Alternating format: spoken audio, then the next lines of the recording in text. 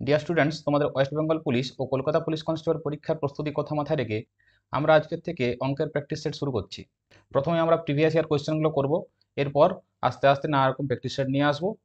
আজকে আমরা প্রিভিয়াস ইয়ারের যে ওয়েস্ট বেঙ্গল পুলিশের 2022 সালে মেইন পরীক্ষা হয়েছিল সেখান থেকে প্র্যাকটিস সেট নিয়েছি। এখানে 20টি প্রশ্ন আছে, এগুলো আমরা এখানে আলোচনা করব। তো চলো ক্লাসটি শুরু করি। প্রথম প্রশ্ন আছে, স্টপেজে না থামলে একটি বাস 1 ঘন্টায় 54 কিমি পথ অতিক্রম করে। যদি না থামে তাহলে কি যায়? 1 ঘন্টায় 54 কিমি। স্টপেজে যদি দাঁড়ায় তাহলে বাসটি 1 ঘন্টায় 36 কিমি যায়।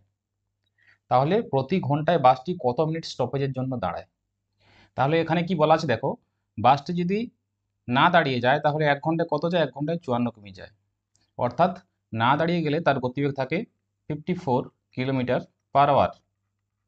আর যদি দাঁড়ায় তাহলে তখন গতিবেগ হয়ে যায় 36 কিলোমিটার পার আওয়ার। তাই তো এখানে তাই বলা আছে। এরপর প্রতি ঘন্টায় বাসটি কত মিনিট স্টপেজের জন্য দাঁড়ায়?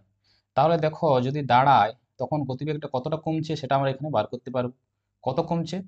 এখানে বিয়োগ করে দেখো, 8 6 14, এক হাতে 1 4 5 আছে 18 কিলোমিটার পার আওয়ার। তাহলে গতিবেগটা 18 কিলোমিটার পার আওয়ার এটা কমে যায়।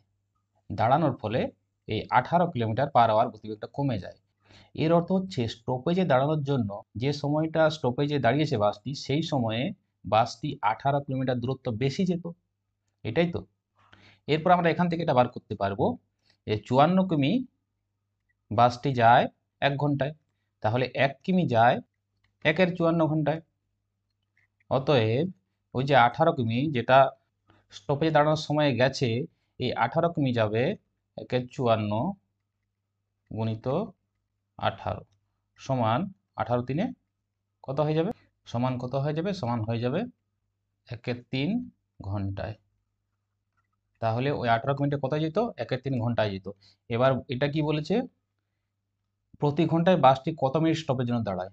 তাহলে এটা মিনিটে বার করতে হবে। তাহলে 1 এর 3 ঘন্টাটা আমি যদি মিনিটে করি তাহলে কি হয়ে যাবে? 1 এর 3 ইন্টু 60 সমান হয়ে যাবে 3 20 60। তাহলে কত হয়ে যাবে? 20 অ্যান্সার হয়ে যাবে। ঠিক আছে, এটা সঠিক উত্তর হবে A 20। 2 নম্বর। আচ্ছা, এখানে একটা সংখ্যা দেওয়া আছে, এই সংখ্যাটা 3 দ্বারা বিভাজ্য কি করে হবে সেটা বার করতে বলেছে। তো 3 দ্বারা বিভাজ্যতার নিয়ম হচ্ছে, সংখ্যাটির অঙ্কগুলোর সমষ্টিটা যদি 3 দ্বারা বিভাজ্য হয় তাহলে পুরো সংখ্যাটাই 3 দ্বারা বিভাজ্য হয়। এটা পুরোটা একটা সংখ্যা। এই সংখ্যার এককের ঘরের অঙ্ক কত? 4, দশকের ঘরে 2, শতকের ঘরে 3, হাজারের ঘরে স্টার। তাহলে প্রতিটা অঙ্কের যখন যোগফল করব তখন কত হয়ে যাবে? 5 1 7, স্টারটা এখন রেখে দিলাম, 3 2 4। পুরোটা যখন যোগ করবো কত হয়ে যাবে? 5 একে 6, 7 6 13, 3 16, 17 18, 4 22 হয়ে গেল যোগফল। তাহলে 22-এর সঙ্গে কত যোগ করলে 3 দ্বারা বিভাজ্য হবে? 3 7 21, 3 8 24। তাহলে 22-এর সঙ্গে যদি 2 যোগ করে দিই তাহলে 24, যেটা 3 দ্বারা বিভাজ্য হয়ে যাবে। তাহলে কত যোগ করতে হবে? 2। ক্ষুদ্রতম সংখ্যাটা কত হবে? 2 হয়ে যাবে। 3 নাম্বার, নিম্নলিখিত সমীকরণটির এক্স এর স্থানে কি বসবে? এই সমীকরণটা দেওয়া আছে, এক্স এর স্থানে কি বসবে? একদম ইজি, কিচ্ছু ব্যাপার নয়। এটা লিখছি না, এটা এখানে এখানে গুণ করে দেবে, এদিকে এদিকে গুণ করে দেবে। ঠিক আছে। আচ্ছা, 4x গুণ করলে কত হয়ে যাবে? 16x square. 16x স্কোয়ার সমান এটা হয়ে যাবে রুট ওভার দুটোই আছে, তাহলে রুট ওভার ভেতরে দুটোই লিখে দিতে পারি আমরা। 162 গুণিত 128, এটা পুরোটা রুট ওভারের ভিতরে করে দিলাম। বা 16x স্কোয়ার সমান root over of 2 8 16, 2 1 2 into 2, 2 into 2 6 12, 2 4 8। ঠিক আছে, সমান আমরা এটা করতে পারি 81টার জন্য আমরা 9 9 81 করতে পারি। ঠিক আছে, আর এটা 2 ইন্টু 2, আর এটা 8 8 64। ঠিক আছে, এবার এখান থেকে করতে পারি রুট ওভার যদি তুলে দিতে হয় তাহলে কি হয়? দুটোর জন্য একটা হয়, রুট ওভার তুলে দিলে দুটোর জন্য একটা হয়, দুটোর জন্য একটা হয়। এবার দেখো বাঁ দিকে কত আছে? 16 আছে, 16টা কেটে দেবো, এখানে 8 দিয়ে 16টা কেটে দেবো। তাহলে এক্স স্কোয়ার সমান কত হয়ে যাবে? 9 হয়ে যাবে। বা এক্স সমান কত হয়ে যাবে? 3 হয়ে যাবে। তো সঠিক উত্তর হবে 3। 4 নম্বর, একটি শিবিরে 120 জন পুরুষ বা 200 জন বাচ্চার খাবার আছে।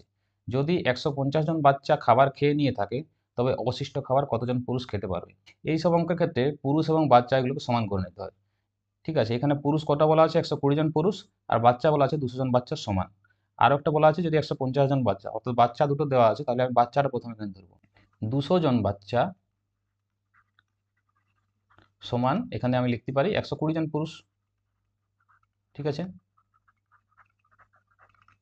তাহলে একজন বাচ্চা সমান 120/200 জন পুরুষ লিখতে পারি।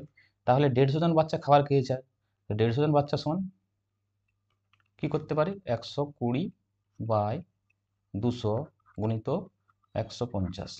তাহলে কাটাকাটি করলে কত হবে,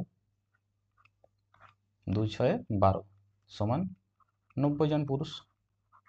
ঠিক আছে, তাহলে 150 জন বাচ্চা খাবার খেয়ে নিয়ে থাকে, মানে 90 জন পুরুষের খাবারটা খেয়েছে। পুরুষ কতজন আছে, 120 জন আছে। কতজনের খাবার খেয়েছে, 90 জনের খেয়ে নিয়েছে। তাহলে কজন পুরুষের খাবার বেঁচে থাকবে, 120 - 90 মানে 30 জন পুরুষের খাবার বেঁচে থাকবে। অবশিষ্ট খাবারটা কতজন পুরুষ খেতে পারবে, 30 জন পুরুষ খেতে পারবে। সঠিক উত্তর হবে অপশন ডি, 30 জন। 5 নম্বর, এটা দেখো, এই সব অঙ্কগুলো তোমাদের বর্গমূল, যেগুলো বর্গমূলগুলো মুখস্থ রাখতে হবে। ঠিক আছে, 625 কার বর্গমূল, 25-এর। 25-এর স্কোয়ার হচ্ছে 625, তাহলে এটা বর্গমূল করলে হয়ে যাবে 25। 25/11 গুণিত 14/5-এর হচ্ছে স্কোয়ার হচ্ছে 25, তাহলে 5 হয়ে যাবে বর্গমূল। আর 196 হচ্ছে 14, তাহলে 14 হয়ে যাবে। কাটাকাটি করা হয়ে যাবে, কিচ্ছু না, এটা 11 × 4 = 44, 5 × 5 = 25, 14 কাটা হয়ে গেল, তাহলে কত হয়ে গেল, 20 হয়ে গেল। এ হয়ে যাবে সঠিক উত্তর। 6 নম্বর, 180 কিমি দূরত্ব অতিক্রম করতে সমীরের শ্যামের থেকে 2 ঘন্টা বেশি সময় লাগে। যদি সমীর তার গতিবেগ দ্বিগুণ করে তবে তার শ্যামের থেকে 1 ঘন্টার সময় কম লাগে। সমীরের গতিবেগ ঘন্টায় কত কিমি। এই ইয়ারের যেসব প্রশ্নগুলো পড়েছিল এর মধ্যে এটা একটা মোটামুটি টাফ অঙ্ক বলা যেতে পারে। 20টি প্রশ্নের মধ্যে মোটামুটি এই অঙ্কটা একটা টাফ বলা যেতে পারে। ঠিক আছে, তো এইসব অঙ্কগুলো চেষ্টা করবে যে প্রথমে ছেড়ে দিতে। পরবর্তীকালে তোমার সময় থাকলে তুমি তখন এই অঙ্কগুলো দেখতে যাবে, নইলে অঙ্কগুলো দেখতে যেও না যদি সময় না থাকে, অঙ্ক করতে গিয়ে মাথা গরম হয়ে যাবে। ঠিক আছে, কিন্তু আমি এখানে তোমাদের অবশ্যই প্র্যাকটিস করাবো। প্রথমে কি বলেছে, দূরত্ব কত আছে, 180 কিমি, আর সময় এখানে বলেছে 2 ঘন্টার সময়ের থেকে 2 ঘন্টার সময় বেশি লাগে। আমাকে এখানে মেনলি গতিবেগটা বার করতে হবে আগে।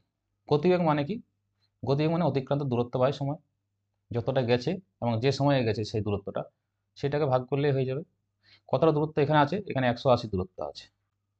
দূরত্ব কত আছে, দূরত্ব আছে 180। এরপর সমীরের গতিবেগ এবং শ্যামের গতিবেগ, দুজনের গতিবেগটা আমাকে বার করতে হবে। তাহলে এখানে কি বলা আছে, এই 180 কিমি দূরত্ব অতিক্রম করতে সমীরের শ্যামের থেকে 2 ঘন্টা বেশি সময় লাগে। তাহলে শ্যামের দূরত্ব আমি এখানে কত ধরে নিতে পারি, এক্স। শ্যামের সময় লাগে কত ধরতে পারি, শ্যামের সময় লাগে সমান এক্স ঘন্টা। ঠিক আছে, এবং সমীরের সময় লাগে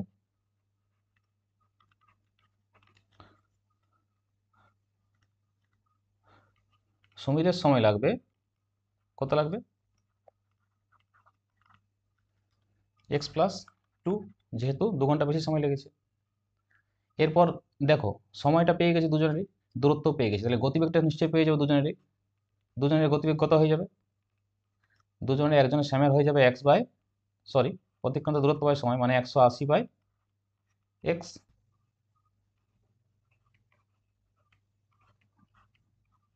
শ্যামের হয়ে গেল 180/x, আর সমীরের হবে 180/x+2। তাহলে দুজনের গতিবেগটা বার হয়ে গেল। এরপর কি বলেছে আমরা এখানে লক্ষ্য করব, যদি সমীর তার গতিবেগ দ্বিগুণ করে, সমীরের গতিবেগ কত আছে, 180/x+2, তাহলে সমীরের গতিবেগটা দ্বিগুণ করতে হবে, 180/x+2 ইন্টু কত করতে হবে, দ্বিগুণ করতে হবে। দ্বিগুণ হয়ে গেল। দ্বিগুণ যদি হয়ে যায় তাহলে তার শ্যামের থেকে 1 ঘন্টা সময় কম লাগবে। আচ্ছা, গতিবেগটা দ্বিগুণ করেছি, গতিবেগটা দ্বিগুণ করার পর শ্যামের চাইতে সময়টা 1 ঘন্টা কম লাগছে। এই সব যতগুলো তোমাদের অতিক্রান্ত দূরত্বের প্রশ্ন আসবে, তোমরা সব সময় চেষ্টা করবে যে দূরত্ব যেটা থাকবে, অতিক্রান্ত দূরত্ব যেটা থাকবে, সেই দূরত্ব যেটা থাকবে সেটা উপরে সবসময় রেখে দেওয়ার চেষ্টা করবে। এখানে আমি যদি দ্বিগুণটা গুণ করে দিই তাহলে কত হয়ে যাবে, 360/x+2 হয়ে যাবে। কিন্তু এটা করা চলবে না, আমরা গুণ করব না, এটাকে সিস্টেমে এরকমভাবে লিখে রাখবো 180 বাই x+2 গুণিত আকারে আছে, যখন এটা ভাজিত আকারে নিয়ে আসবো তখন এটা নিচে চলে আসবে। তাহলে আকারটা ঠিক রয়ে গেল। এর গতিবেগটা বাড়ানোর পরও গতিবেগটা কেমন রইল, ঠিক এই আকারে রয়ে গেল। ঠিক আছে, এত কিলোমিটার পার আওয়ার। এটার কার গতিবেগ, দ্বিগুণ করার পর সমীরের গতিবেগ। ঠিক আছে, কি বলেছে দেখো, যখন গতিবেগটা বাড়ানো হলো তখন শ্যামের থেকে 1 ঘন্টা সময় কম লেগেছে। শ্যামের সময় কত লেগেছে, শ্যামের সময় লেগেছে x ঘন্টা। আর সমীরের গতিবেগ, এখানে সময় কত লাগছে, অতিক্রান্ত দূরত্ব 180, কিন্তু সময় কত লাগছে x+2/2। তাহলে আমরা এটা করতে পারি x+2/2 সমান শ্যামের থেকে 1 ঘন্টা সময় কম, শ্যামের x এর থেকে 1 ঘন্টা সময় কম, বা x+2 সমান 2x-2, বা এক্সটা ওইদিকে চলে গেলে x হয়ে যাবে, আর এটা এদিকে চলে এলে 2+2 সমান 4 হয়ে যাবে। তাহলে শ্যামের সময় কত লাগছে, 4 ঘন্টা। কিন্তু আমাকে বার করতে বলেছে সমীরের গতিবেগ ঘন্টায় কত কিমি। সমীরের সময় কত লাগবে, তাহলে সমীরের সময় লাগবে 4+2, মানে সময় লাগবে 6 ঘন্টা।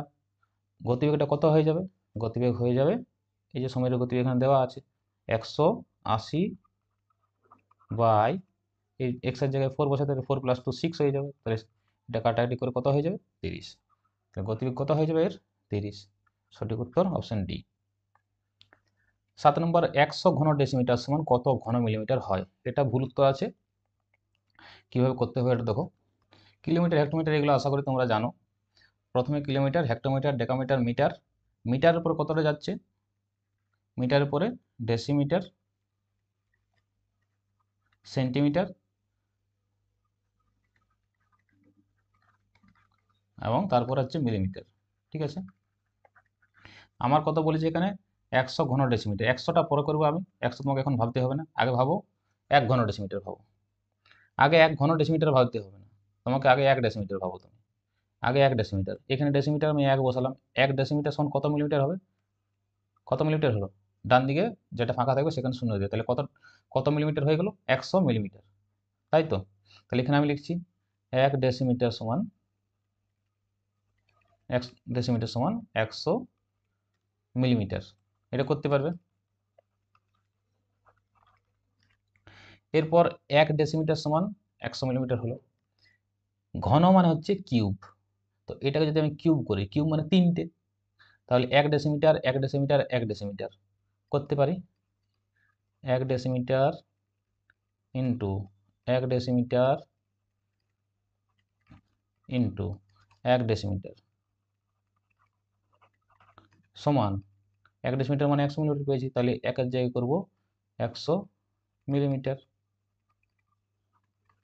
Into 100 millimetre into 100 millimetre. ঠিক আছে, তাহলে এখানে আমি করতে পারি ডেসিমিটার জায়গায় 1 এর জায়গায় 1 লিখে নিই। ঠিক আছে, 1 এর জায়গায় 1 লিখলাম, আর ডেসিমিটার জায়গায় লিখে দিলাম ডেসিমিটার কিউব। ঠিক আছে, 1 কিউব ডেসিমিটার কিউব সমান 100, 100 কটা আছে, 103টে আছে, 100 কিউব মিলিমিটার কিউব হলো। বা 1 কিউব মানে 1, 1 ডেসিমিটার কিউব, 1 ডেসিমিটার কিউব সমান কত হয়ে যাবে, 100, 100, তিনটে একশো কটা শূন্য হবে, 6টা শূন্য হবে, মিলিমিটার কিউব। ঠিক আছে, বা এবারে আমি এখানে ডেসিমিটার কিউব মানে ঘন ডেসিমিটার। ঠিক আছে, তাহলে 1 ঘন ডেসিমিটার সমান কত মিলিমিটার, কত ঘন মিলিমিটার পেয়ে গেছি, এটা পেয়ে গেছি 1 কতশো শত হাজার অযুত লক্ষ, 10 লক্ষ পেয়ে গেছি, 10 লক্ষ ঘন মিলিমিটার। এবার আমি 100 গুণ করে দেবো, তাহলে 100 ঘন ডেসিমিটার পেয়ে যাবো।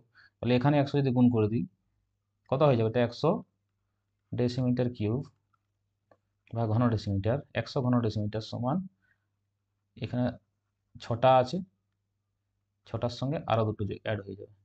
ঠিক আছে, মিলিমিটার কিউব, এটা হবে সঠিক উত্তর। এখানে অপশনগুলোর মধ্যে এগুলো নেই, এইটা অপশনের মধ্যে নেই, তাই এখানে এগুলো সঠিক উত্তর হবে না, সঠিক উত্তর এইটা হয়ে যাবে। ঠিক আছে, যে যে বুঝতে পারেন পজ করে দেখে নাও। 8 নম্বর, 5টি পাম্প দিনে 8 ঘন্টা কাজ করলে 30 দিনে একটি জলাধার শূন্য হয়। এগুলো কেমনভাবে করতে হয় দেখো। 5টি পাম্প, পাম্প কটা আছে? 5টা। সময় কত? সময় 8 ঘন্টা। পরীক্ষার হলে তো অত লেখার সময় পাবে না, শুধু এইটুকুটুকু লিখবে 8 ঘন্টা। দিন কত? 30 দিন। ঠিক আছে, দিন ফিনও লেখার দরকার নেই পরীক্ষার হলে, এইটুকুটুকু লিখে দেবে উপরে। নিচে নিচে যেগুলো আছে, 4টা আছে, নিচে 4টি পাম্প আছে, আর 6 ঘন্টা আছে।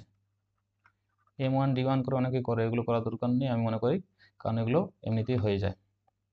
5টা পাম্প কেমনভাবে করতে হয় দেখো ক্যালকুলেশনটা। তুমি নিজেকে মনে মনে মনে বলো, যদি 5টা পাম্প 8 ঘন্টা কাজ করে, তাহলে 4টা পাম্পের বেশি ঘন্টা কাজ করতে হবে না কম ঘন্টা কাজ করতে হবে? এগুলো সরাও, এগুলো সম্পূর্ণ বন্ধ করে দেখো। মনে করো এই সাইড, এই পার্টটা নেই, মনে করো এই পার্টটা নেই, ডান পার্টটা নেই, এই সাইডটা, শুধু এই সাইডটা, শুধু ঘন্টায় প্রশ্ন করো। 5টা পাম্প যদি 8 ঘন্টা কাজ করে, তাহলে 4টা পাম্প বেশি লাগবে, 8 ঘন্টা লাগবে, 8 ঘন্টার বেশি লাগবে না 8 ঘন্টার কম লাগবে? 4টা পাম্পের নিশ্চয়ই বেশি লাগবে। তাহলে বেশি লাগলে এই 5 আর 4-এর মধ্যে যেটা বেশি সেইটা উপরে হবে, আর যেটা কম সেটা নিচে হবে। ঠিক আছে, এরপর এই পার্টটা সম্পূর্ণ বন্ধ করে দাও। এবার মনে করো শুধুমাত্র এইটা আছে। ঠিক আছে, 8 ঘন্টা কাজ করলে যদি 30 দিন লাগে, তাহলে 6 ঘন্টা কাজ করলে বেশি দিন লাগবে না কম দিন লাগবে? মনে মনে প্রশ্ন করো। 6 ঘন্টা মানে কম কাজ করছে, তাহলে বেশি দিন লাগবে। আর বেশি যদি হয় তাহলে যেটা বড় সেটা উপরে থাকবে, আর যেটা ছোট সেটা নিচে থাকবে। বাকি যেটা আছে 30টা গুণ করে দেবে। ঠিক আছে, কাটাকাটি করো। 6 5-এ 30, 4 2-এ 8, কত উত্তর হয়ে যাবে? 5 5-এ 25, 2-এ 50, 50 দিন হয়ে যাবে সঠিক উত্তর। অপশন সি হয়ে যাবে সঠিক উত্তর। 9 নম্বর, স্বামী স্ত্রী ও সন্তানের 3 বছর আগে গড় বয়স 27 বছর ছিল এবং স্ত্রী ও সন্তানের 5 বছর আগে গড় বয়স 20 বছর ছিল। স্বামীর বর্তমান বয়স কত বছর? এখানে তিনজনের গড় বয়সটা দেওয়া আছে, মোট বয়স দেওয়া আছে তিনজনের, স্বামী স্ত্রী এবং সন্তানের গড় বয়স দেওয়া আছে 27। তাহলে মোট বয়স কত হয়ে যাবে? 27 গুণিত 3, কত হয়ে যাবে? 3 7 21 81 হয়ে যাবে। ঠিক আছে, 3 7 81, মোট বয়স 81। এরপর এখানে বলা আছে স্ত্রী সন্তানের 5 বছর আগে গড় বয়স ছিল 20 বছর। তাহলে 5 বছর আগে স্ত্রী আর সন্তানের মোট বয়স কত ছিল? নিশ্চয়ই 20 গুণিত 2 সমান 40 ছিল। এটা 5 বছর আগে, এটা ছিল 3 বছর আগে। ঠিক আছে, আর এটা হচ্ছে 5 বছর আগে দুইজনের বয়স। ঠিক আছে, এরপর 5 বছরের পরে 4 বছর আগে হবে, তারপর 3 বছর আগে হবে, অর্থাৎ এখানে মাঝে 2 বছর গ্যাপ আছে। এই 2 বছরে এদের বয়সটা আরও 2 বছর করে বাড়বে দুজনের। তাহলে তখন কত হয়ে যাবে এজটা এদের? মেয়ের এজটা বাড়লো 2 বছর এবং মায়ের এজটা বাড়লো 2 বছর। তখন এদের মোট বয়সটা কত হয়ে যাবে? 44 হয়ে যাবে। অর্থাৎ এইখানে দেখো 3 বছর আগে মোট বয়স কত ছিল? 81।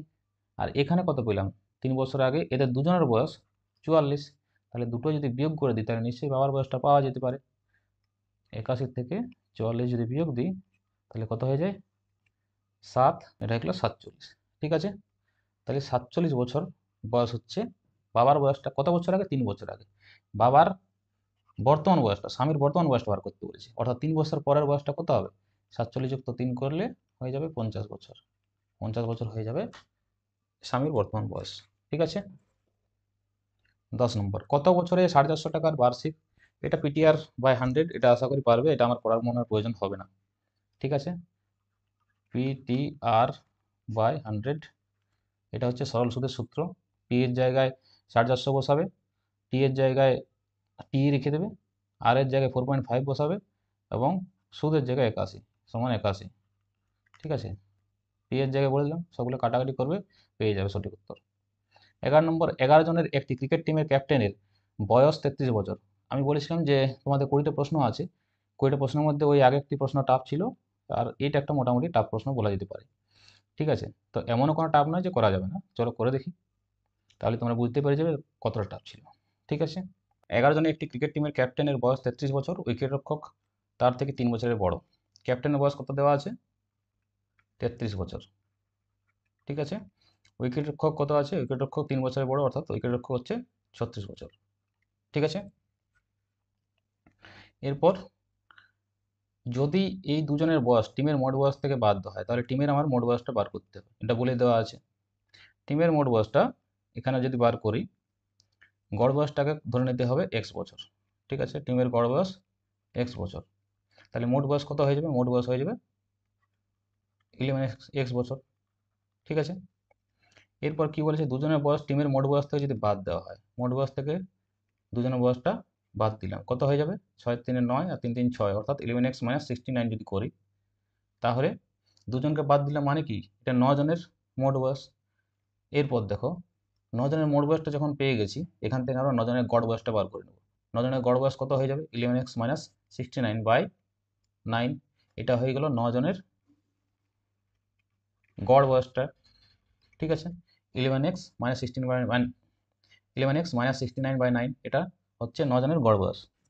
এরপর কি বলছে, অবশিষ্ট টিমের গড় বয়স বলতে এই 9 জনের গড় বয়সটা টিমের গড় বয়স থেকে, টিমের গড় বয়স কত? টিমের গড় বয়স x বছর, গড় বয়স থেকে 1 বছর কম হয়, তাহলে 11x - 69/9 সমান আমরা x - 1 করতে পারি, কারণ টিমের গড় বয়স থেকে 1 বছর কম হয় বলা আছে। তাহলে এখানে বা 11x - 69 সমান, এটা গুণ করে দেবো 9x - 9, বা 11x 9x এদিকে নিয়ে চলে আসবো, তাহলে কত হয়ে যাবে? 2x সমান 69 - 9 কত হয়ে যাবে? 60 হয়ে যাবে, বা x সমান কত হয়ে যাবে? 30 হয়ে যাবে।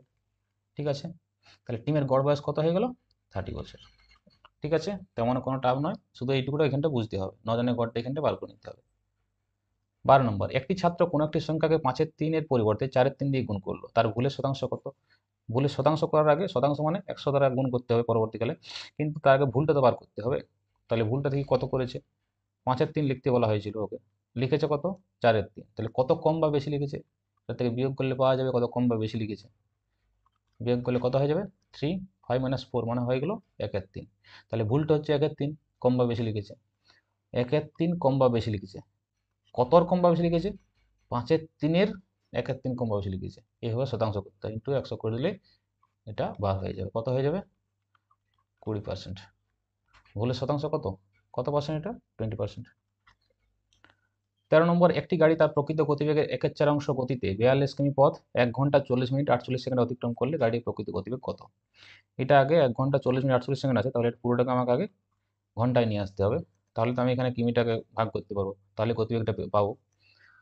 গতিবেগ মানেই তো অতিক্রান্ত দূরত্ব বাই সময়, তাহলে কিন্তু তার আগে তো আমাকে তিনটাকে একসঙ্গে নিয়ে আসতে হবে, তাহলে তো করা যাবে না। তাহলে প্রথমে এটা করা যাক, চলো। গতিবেগ আছে, প্রথমে দূরত্ব আছে, 42 কিমি পথ আছে, 42 কিমি পথটা যাচ্ছে 1 ঘন্টা 40 মিনিট 48 সেকেন্ডে। ঠিক আছে, তাহলে এগুলোকে তিনটা আমি যোগ তখনই করতে পারবো, এখন করতে পারবো না। যোগ তখনই করতে পারবো যখন তিনটে একই জাতির রাশি হবে। 1 ঘন্টা আছে, 40 মিনিট আছে এবং 48 সেকেন্ড আছে, এখন যোগ করতে পারবো না, আমি শুধু এই ফর্মে রেখেছি। কখন পারবো? যখন 1 ঘন্টা সমান 60 মিনিট, তাহলে মিনিটটাকে যখন 60 দ্বারা ভাগ করবো তখন আমি এর সঙ্গে যোগ করতে পারবো। সেকেন্ডটাকে আমি ঘন্টার সঙ্গে তখনই যোগ করতে পারবো যখন একে 3600 সেকেন্ডে, 1 ঘন্টা তাই 3600 দ্বারা ভাগ করবো। ঠিক আছে, এতক্ষণ আমি এটা ঠিক করে করতে পারি যে এইটা তার গতিবেগ। অতিক্রান্ত দূরত্ব বাই এটা পুরোটা সময়, এটা ঘন্টা করে নিয়েছি। ঠিক আছে, তাহলে এখানে করতে পারি আমি 42 বাই, আচ্ছা এটা কাটাকাটি করে নিই ফটাফট, 20 2 40, 20 3 60, এটা 12 4 48, 12 3 36, 0 0 4 304, 4 75। ঠিক আছে, তাহলে এটা হয়ে গেল 42, 1 প্লাস 2/3 প্লাস 1/75 সমান 42 বাই, এটা হয়ে যাবে 3 75-এর লসাগু কোথায় যাবে? নিচে, নিচে হয়ে যাবে 75 লসাগু, আর এটা 75 কে 75 প্লাস 3 25, 25 দিয়ে 50 হয়ে যাবে, এটা হয়ে যাবে 1, তাহলে এটা হয়ে যাবে 42, 75 উপরে চলে যাবে, তাহলে 42 ইন্টু 75 বাই, নিচে হয়ে যাবে 7 5 12 125, 126, তাই তো, 5 কে 6, 7 5 12, 126। ঠিক আছে, কাটাকাটি করবো এখানে আমি ফটাফট, 3 14 42, 3 4 12, 3 2 6, ঠিক আছে, 14 3 42, হয়ে গেল 3 25 75, তাহলে হয়ে গেল এটা 25। ঠিক আছে, তাহলে গতিবেগ এখানে কত হয়ে গেল? 25 কিলোমিটার পার আওয়ার। ঠিক আছে, এই 25 কিলোমিটার/আওয়ার এই গতিবেগটা কখন একটি গাড়ি তার প্রকৃত গতিবেগের 1/4 গতিতে গেছে তখন এইটুকু হয়েছে। যদি 1/4 গতিতে যায় তখন তার গতিবেগ হয় 25 কিলোমিটার/আওয়ার। ঠিক আছে, আর যদি সে 25-এ যায় সেটা 1/4 হয়, তাহলে প্রকৃত গতি কত হয়ে যাবে? 25 × 4 হয়ে যাবে, তখন হয়ে যাবে 100 কিলোমিটার/আওয়ার প্রকৃত গতিবেগ। ঠিক আছে, এটা হয়ে যাবে সঠিক উত্তর। 14 নম্বর, এটা একদম ইজি, শুধুমাত্র এটাকে স্কোয়ার করে দেবে। নিজেরা করো বাড়িতে, এটা স্কোয়ার করে দাও, স্কোয়ার করলেই সঠিক উত্তর। এদিকে স্কোয়ার করলে এদিকে স্কোয়ার করতে হবে। আর এটা স্কোয়ার করা, রুট ওভার স্কোয়ার করা মানে এর রুট ওভারটা উঠে যাবে, শুধুমাত্র এইটা পড়ে থাকে, তখন হয়ে যাবে 0.0169x সমান 169। ঠিক আছে, এটা যখন এটা তুলে দেবে তখন নিচে হয়ে যাবে 1 2 3 4। ঠিক আছে, এবার নিজের এক্সটা করেন, এক্স সমান 169, 169 এখানে তো কেটেই গেল, তাহলে কি পড়ে গেল? এক্স সমান 1 2 3 4, এটা হয়ে সঠিক উত্তর হয়ে যাবে। আর তোমাদের করতে গেলে আমি করে দিলাম। 15 নম্বর, 1018-র সঙ্গে নিম্নলিখিত কোন সংখ্যাটি যোগ করলে যোগফল 23 দ্বারা বিভাজ্য হবে? মানে নিশ্চয়ই এটাকে ভাগ করতে হবে, নাহলে বিভাজ্য কি করে হবে? তাহলে 1018-কে ভাগ করি। 1018-কে কত দ্বারা ভাগ করবো? 23 দ্বারা। চলো, 23 × 23, মোটামুটি 4 2 8, 4-এ যাবে এটা, 3 4 12, 2 হাতে গুলো 1, 4 2 8, 92, 92 2 9 11, 9 11 হাতে গুলো 1 মিলে গেল 98, আবার 4-এ যাবে, 23 4 92, কত রইল? 6। এবার বিভাজ্য হতে গেলে কি করতে হবে? 23-এর গুণিতক হতে হবে, হয় 23 হতে হবে 23 দ্বারা, 23 × 23 বা 23-এর যে সমস্ত গুণিতকগুলো আছে, 46, 23 3 3 3 9 3 6, এগুলো হতে হবে। তাহলে এখানে 6 পড়ে আছে, আমাকে দেখতে হবে 23-এর সঙ্গে 6 বিয়োগ করে দেখতে হবে সংখ্যাগুলো মেলানোর জন্য। এখানে 23-এর সঙ্গে 6 বিয়োগ করলে কত হয়ে যাবে? 23-এর সঙ্গে 6 বিয়োগ করলে হবে 17, 17 আছে, 17 নেই। 46-এর সঙ্গে 6 বিয়োগ করলে কত হবে? 40, 40 আছে, হ্যাঁ 40 আছে, তো সঠিক উত্তর হয়ে যাবে 40। ঠিক আছে। 16 নম্বর, কোনো একটি নির্বাচনে দুই প্রার্থীর মধ্যে একজন মোট বৈধ ভোটের 60% পান ও নির্বাচনে 1/6 ভোট বাতিল হিসেবে গণ্য হয় মোট ভোটার। এখানে তো বলে দেওয়া আছে মোট ভোটার 60, তাহলে কিছু করারই নেই। মোট ভোটার যদি 60 বলে থাকে, আর এখানে বাতিল ভোট কত হয়ে গেছে? 1/6, তাহলে এখান থেকে বৈধ ভোটটা পেয়ে যাবে। ঠিক আছে, বৈধ ভোট হচ্ছে 100, মোট ভোট হচ্ছে 600, সেখান থেকে 100 বাদ দিলে বৈধ ভোট পেয়ে গেলাম, তাহলে বৈধ ভোট হয়ে গেল 500। ঠিক আছে, এটা হলো বৈধ ভোট। এরপর বৈধ ভোটে 60% একজন পান 60%, কাটাকাটি করে দাও, একজন 300 ভোট পেয়ে যান। বৈধ ভোট ছিল 500, তার মধ্যে 300 একজন পেয়ে যান, তাহলে আরেকজন কত পাবে? আরেকজন পাবে 200। ঠিক আছে। 17 নম্বর, দুটি সংখ্যার অন্তর 1365, বড় সংখ্যাটিকে ছোট সংখ্যা দ্বারা ভাগ করলে ভাগফল 55 হয় এবং ভাগশেষ 15 থাকলে ছোট সংখ্যাটি কত? আচ্ছা, দুটো সংখ্যা এক্স আর ওয়াই ধরে নাও, দুটি সংখ্যার অন্তর কত হবে? এক্স মাইনাস ওয়াই সমান হয়ে যাবে 1365। বড় সংখ্যাটিকে ছোট সংখ্যা দ্বারা ভাগ করতে হবে, বড় সংখ্যাটিকে ছোট সংখ্যা দ্বারা যদি ভাগ করো তখন ভাগফল হয়ে যাবে 55 আর ভাগশেষ হয়ে যাবে 15। তাহলে দেখো, এটার সঙ্গে ভাগ করার সময় কি করি? এটার সঙ্গে এটা গুণ করি, তাহলে কি হয়ে যাবে? 55y হবে, 55y যুক্ত 15 হবে, তবে তো এক্স হবে। 55y যুক্ত 15 ইকুয়াল টু আমি এক্স করতে পারি, বা এটাকে আমরা আবার ভালো করে লিখছি এক্স মাইনাস ওয়াই সমান 1365, আর এটাকে এদিকে নিয়ে চলে এলে x minus 55y, x minus 55y সমান 15 করি। এটাকে মাইনাস হয়, সমীকরণ করলে কি হয়? এটা প্লাস হয়ে যায়, এটা মাইনাস হয়ে যায়, কাটাকাটি হয়ে গেল, কত হয়ে যাবে? এটা প্লাস 54y, 54y সমান এখানে 0.5 1350, বা y সমান এখানে কত হচ্ছে দেখো, কাটাকাটি করে। আচ্ছা, এটা y পেয়ে যাবে, yটা যদি পেয়ে যাও তাহলে ছোট সংখ্যাটি পেয়ে গেলে, যেটা হবে সেটা তোমরা করে নেবে, এটা করে সময় নষ্ট করার কোনো প্রয়োজন নেই। ঠিক আছে। 18 নম্বর, ক্ষুদ্রতম পূর্ণবর্গ সংখ্যাটি নির্ণয় করা যা 21 36 66 দ্বারা নিঃশেষে বিভাজ্য হবে। 21 36 এবং 66 দ্বারা বিভাজ্য হবে। তাহলে তিনটে সংখ্যা দ্বারা বিভাজ্য যদি হয়, তাহলে এদের লসাগু দ্বারা বিভাজ্য হবে, সেটাই হবে ক্ষুদ্রতম সংখ্যা। আর পূর্ণবর্গ মানে সেটা বোঝাচ্ছি, আগে লসাগুটা করি। ঠিক আছে, আগে 2 দ্বারা করবো, 2 দ্বারা দেখি আসে নাকি কিছু। 2 18 36, 2 33 66, আর 2 দ্বারা হবে না, এবার 3 দ্বারা করবো। 3 7 21, 3 6 18, 3 11 33। আচ্ছা, এরপর দেখো লসাগু দ্বারা যদি ভাগ হয়ে যায় তাহলে সেটাই হবে ক্ষুদ্রতম সংখ্যা। এবার যদি পূর্ণবর্গ ক্ষুদ্রতম সংখ্যা করা যায় তাহলে সেক্ষেত্রে আমাকে লক্ষ্য করতে হবে যে এখানে প্রতিটা সংখ্যা বর্গ করা যাচ্ছে কিনা। এখানে যেমন দেখো 3 দুগুণে 6 হয়ে গেছে, এখানে 6 আছে, তাহলে দুটো 6 থেকে একটা 6 নিয়ে আমরা বর্গ করতে পারি। এখানে যেমন ধরো 7 আছে, কিন্তু আর 7 নেই, তাহলে আরেকটা 7 আমি নিয়ে নেব না থাকলেও। আর এখানে 11 আছে, তাহলে 11 জায়গায় আরেকটা 11 নিয়ে নেব। ঠিক আছে, তাহলে কি নিলাম, একটা 7 নিলাম, একটা 11 নিলাম। এরপর এটাকে আমরা গুণ করে পূর্ণবর্গ আকারে আমরা ভাগ করে নিতে পারি। এটা গুণ করে দেখো, এটা যেটা হবে সেটাই হয়ে যাবে বিভাজ্য। সমস্যা থাকলে বলবে, অবশ্যই কমেন্টে জানাবে, তখন আমি এটা করে দেবো পরের ক্লাসে। ঠিক আছে। 19 নম্বর, এক ফল বিক্রেতার কাছে কিছু আপেল ছিল, সে 40% আপেল বিক্রয় করার পর 30টি আপেল তার কাছে অবশিষ্ট থাকলে। আচ্ছা, 40% টাকা কিন্তু বিক্রি করে নিয়েছে, অর্থাৎ 40% বিক্রি করার পর 30টি আপেল আছে, মানে যদি 100% ধরি তাহলে সেখান থেকে আমরা বলতে পারি যে 60% বাকি আছে, আর 60% মানে এখানে 30টি আপেল পড়ে আছে। তাহলে 1% সমান আমরা কি বলতে পারি, 30/60। তাহলে 100% সমান কিচ্ছু নয়, এটা 30/60 গুণিত 100, কাটাকাটি করে দাও, মিলে যাবে, সমান 50টি। কতগুলো অ্যাপেল ছিল, 50টি অ্যাপেল ছিল। ঠিক আছে। 20 নম্বর, একই আমানতের উপর একই সরল সুদের হারে প্রাপ্ত 6 এবং 9 বছরের সুদের পরিমাণের অনুপাত কত? আচ্ছা, সরল সুদের তো আমি তো সূত্র একটু আগেই বলে দিয়েছি, PTR/100, তোমরা আশা করি এটা জানো। ঠিক আছে, কিন্তু এখানে কিছুই করার দরকার নেই, যেহেতু আমানতও একই আছে, মূলধন একই আছে, একই সরল সুদও আছে।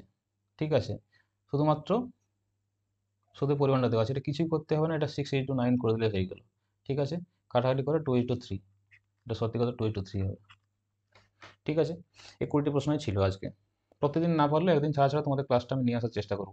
আর এছাড়া তো আমরা জিকের ক্লাস তো আমাদের চ্যানেলে দিচ্ছি। পরবর্তীকালে যদি তোমাদের ডিমান্ড থাকে তখন রিজনিং বা ইংলিশের ক্লাস আমরা নিয়ে আসতে পারি। তো আজকে আর বেশি দেরি করবো না, এমনিতেই দেরি হয়ে গেছে ডিয়ার স্টুডেন্টস, আজকে এ পর্যন্তই। Thank you.